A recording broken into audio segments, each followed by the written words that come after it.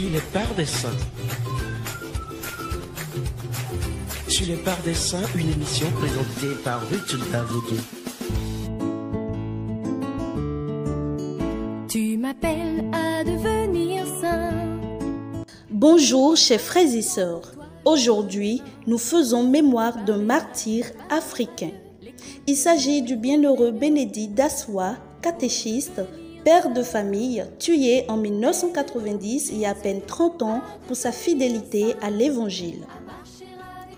L'aura de ce jeune homme né en 1946 en Afrique du Sud et baptisé à 17 ans, marié et père de 8 enfants, suscitait des jalousies dans le village. En plus du soin de la ferme familiale, il était instituteur et directeur d'une école primaire, développant de nombreuses activités pour la jeunesse. Il avait doté le village d'un centre sportif et d'un terrain de football. Il a été le premier de son village à construire une maison en briques avec ses économies et grâce à la vente des fruits et des légumes du potager et du verger. Grâce à des prévisions budgétaires prudentes, il put acheter une voiture, un poste de télévision et il avait le téléphone. Catéchiste et membre du conseil pastoral de sa paroisse, il préparait les fidèles au baptême et sa famille était une école de prière. Tous les soirs, ils lisaient la Bible ensemble et ils participaient aux assemblées dominicales. Le chef du village l'avait choisi comme secrétaire et conseiller. Son honnêteté, son intégrité, sa sincérité et son humilité le faisaient respecter.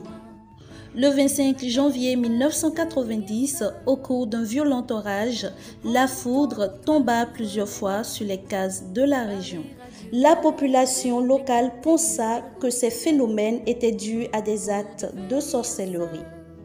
Le Conseil des Anciens décida donc de consulter un guérisseur et demanda pour cela aux habitants une contribution individuelle.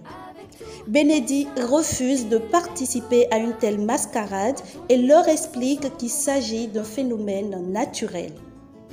7 jours plus tard, Bénédicte est attaqué sur la route. Lapidé par ses assaillants, il avait réussi à s'enfuir avant d'être retrouvé et frappé à mort avec des bâtons. Les meurtriers lui avaient ensuite versé de l'eau bouillante dans les oreilles et dans les narines pour s'assurer qu'il était bien mort. Pendant que ses bourreaux le tuaient, Bénédicte priait à genoux. Il a prié jusqu'à la dernière minute de sa vie. Bénédicte Dassoua meurt dans l'anonymat le 2 février 1990, jour où le régime sud-africain annonce la libération de Nelson Mandela, le héros de la lutte contre l'apartheid. Il a été béatifié par le pape François le 13 septembre 2015. Chers frères et sœurs, êtes-vous disposés à témoigner de Jésus jusqu'au don total de votre vie? Que feriez-vous si vous étiez à la place de Bénédicte?